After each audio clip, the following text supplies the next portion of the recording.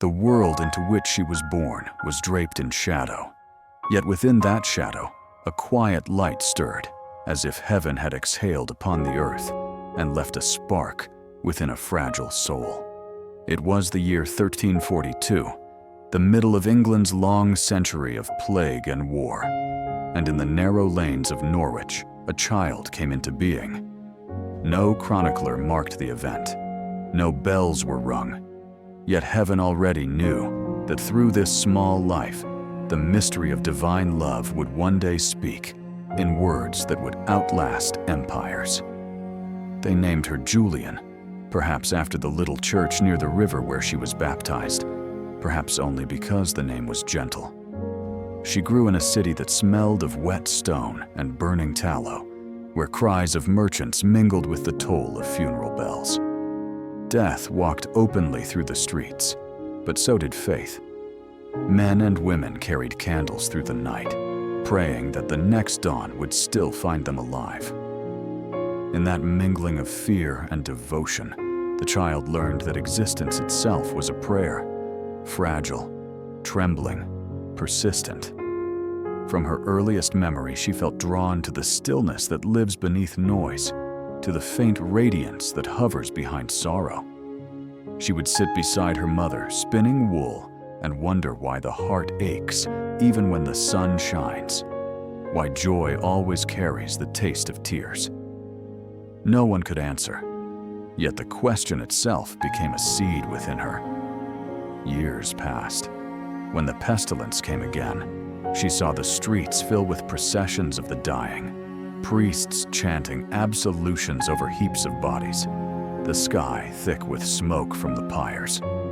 But where others saw only horror, she saw also compassion, neighbors tending neighbors, strangers sharing bread with the condemned. She began to sense that within suffering there hides a secret tenderness, that love endures even when the flesh perishes. The thought frightened her, for it hinted that God's heart might beat not above the world, but within it.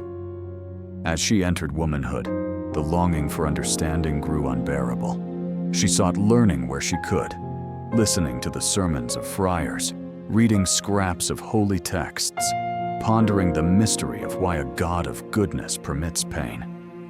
Yet even books gave no rest. Then, in her 30th year, illness struck. Fever raged through her body. Her sight dimmed. Those around her prepared for her death. The crucifix was held before her eyes, yet she could no longer see its shape. Only light, soft and endless, flooding the room until all boundaries dissolved. And in that light, she saw him. Christ hung before her, not in wood, but in living truth, blood bright as rubies streaming down, and each drop a word of love. The vision pierced her deeper than pain. She saw that sin is not a wound that separates, but a shadow that cannot survive the dawn.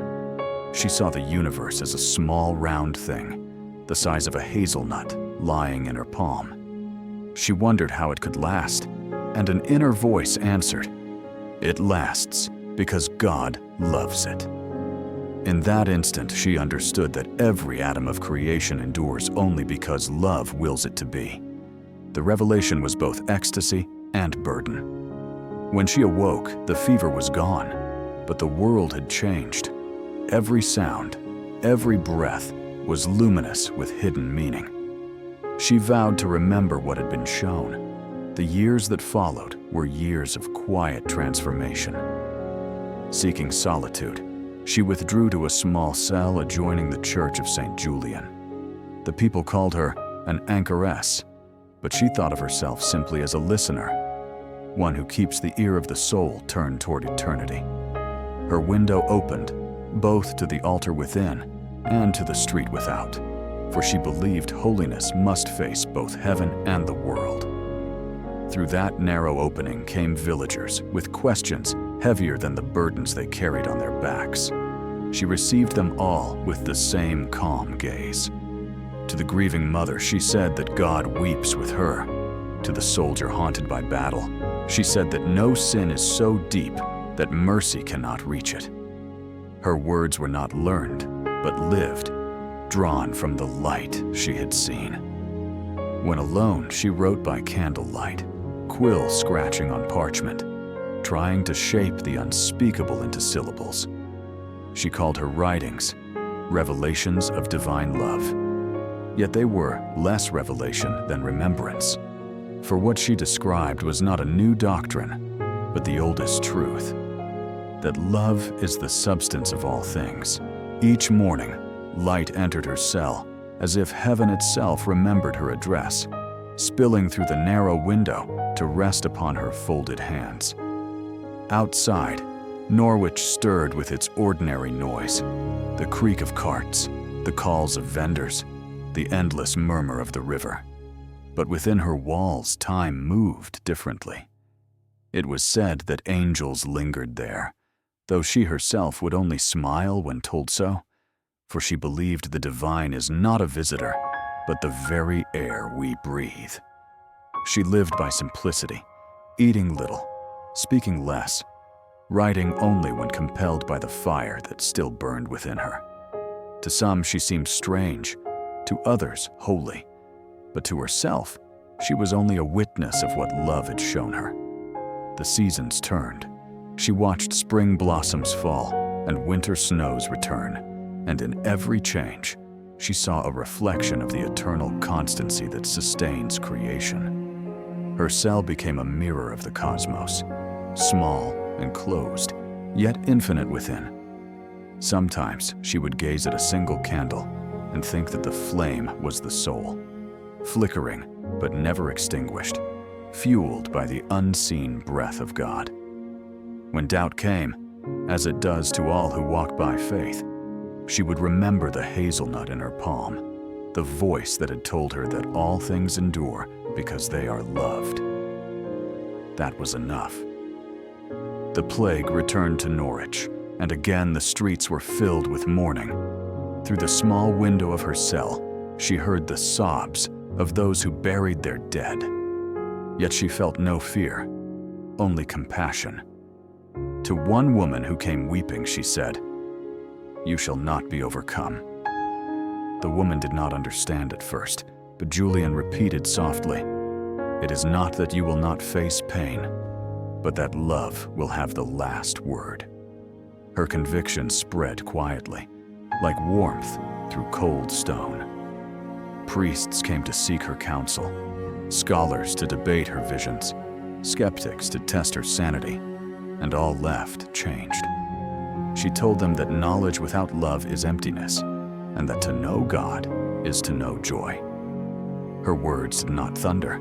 They flowed like water, finding every crack in hardened hearts. In her solitude, she wrote again, expanding her earlier work into what would become the long text of her revelations. She wrote that even sin, dreadful as it seems, has a place within the tapestry of grace, for it teaches us our need for love.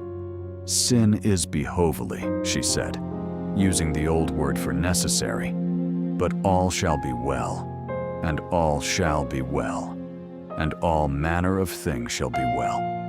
To modern ears, the phrase may sound naive, but to those who have suffered it, is the deepest wisdom. She did not deny suffering.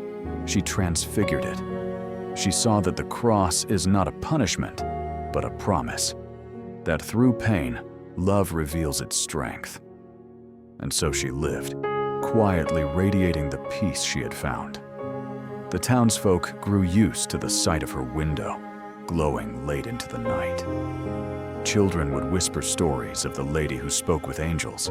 Their parents would hush them, but even they could not resist glancing toward the church as they passed. Some nights, when the fog rolled in from the river and the bells tolled for the dying, they said they saw a faint light moving within her cell, as if a candle burned that no wind could extinguish. She aged gracefully, her hair silvering like frost, her eyes bright as ever. Visitors noticed that when she spoke, it was as though she listened at the same time, as if repeating words whispered to her from somewhere beyond. One winter evening, she told a visitor that she had come to see God as mother, as well as father, for the love that creates also nurtures. As truly as God is our Father, she said, so truly is God our mother. Such words startled those bound by fear of heresy, yet her serenity disarmed them. She explained that divine love encompasses all tenderness, that the womb of creation still holds the world within itself. Her theology was daring, but her humility made it safe. It was impossible to see pride in her, for she claimed no authority except love's. When she spoke of heaven, it was not as a far kingdom, but as a reality already begun, hidden within every heartbeat.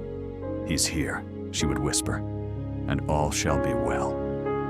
The years drew on. Outside, England changed. Kings fell, wars raged, and yet the woman in the cell remained, a fixed point of light in a restless age.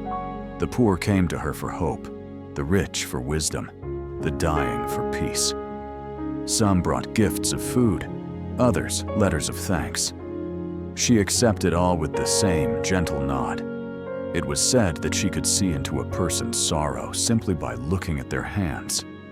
To a penitent knight, she once said, "Your wounds will become windows through which grace may shine." To a doubter, she said, "Faith is not certainty, but trust that love will not fail." The more she spoke, the more her words spread beyond Norwich, carried by pilgrims who repeated them along the roads to London and York. Yet she never sought fame. She considered herself only a servant of the truth she had seen. Often at dusk, she would kneel before the small cross in her cell and pray for those who had no one to pray for them. Sometimes she would touch her fingers to the wall, feeling the faint vibration of the city beyond, and bless it in silence. The world might forget her name, but love never forgets those who speak its language. As she grew older, her body weakened, but her spirit grew lighter, as though the weight of the world had been lifted from her shoulders and placed gently into the hands of the one she trusted. She no longer asked for visions. They came as quiet recognitions, moments when the ordinary shimmered with meaning. Once, she watched a spider weaving its web across the corner of her window and thought how like grace it was, each thread delicate yet strong, holding all things together.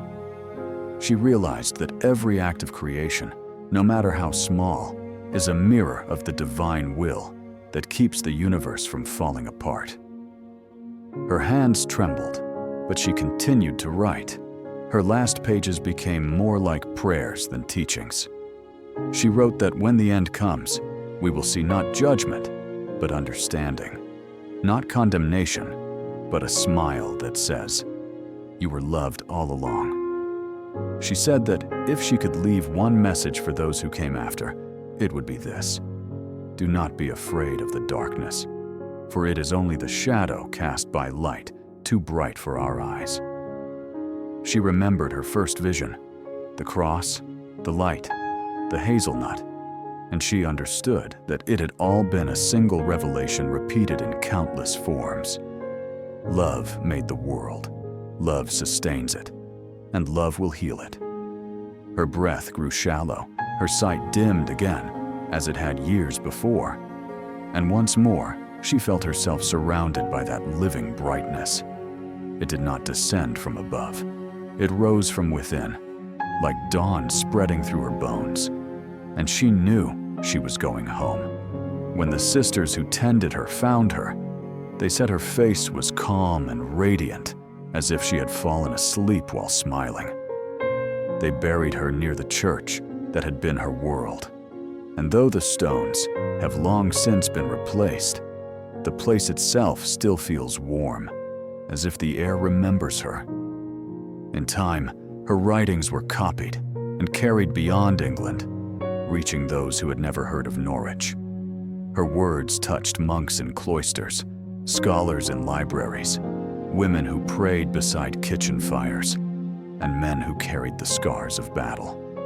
They all found in her voice the same miracle, the discovery that God is not distant, but intimate. Not a thunder in the sky, but a whisper in the heart. The centuries turned. Empires rose and fell. The age of faith gave way to the age of reason, yet her light endured. Philosophers and poets quoted her. Mystics saw in her vision the seed of their own contemplations. In the 20th century, when the world once again tore itself apart, her words returned like a balm, reminding humankind that love is the final truth. She had written not for her time, but for ours, for every generation that must learn again that despair is a lie as long as love exists. Today, pilgrims still walk to Norwich, to the place where her cell once stood. They come not seeking miracles of healing, but a kind of recognition, a reminder that holiness can dwell in the smallest spaces. They light candles and read her words, written 600 years ago, and find them alive as breath. All shall be well, and all shall be well, and all manner of things shall be well. Some weep, some smile, and all leave changed, for what she gave the world was not doctrine, but sight.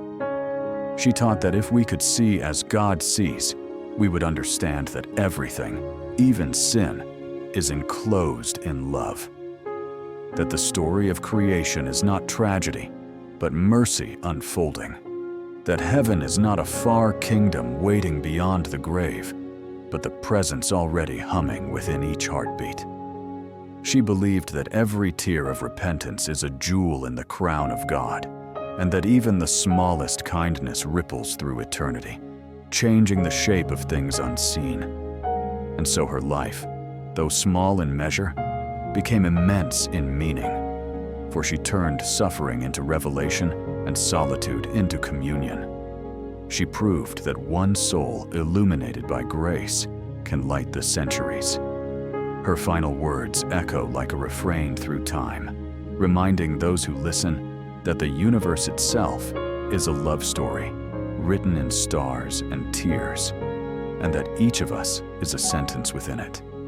The camera of the mind pulls back from her resting place, rising above the church, above the city, above the green fields of England. The river glints like a thread of silver light, the clouds open, and the world below seems to glow from within, as if creation itself is praying. And through that luminous silence, her voice returns, not as sound, but as knowing, a calm assurance that the beginning and the end are one, and that in the heart of God there is no loss, only love. She whispers once more, through the veil of centuries, the words that will never fade. All shall be well, and all shall be well, and all manner of things shall be well. And the light that shone in Norwich still shines wherever a soul dares to believe that love is stronger than death, and that God can indeed be seen, even in a drop of love.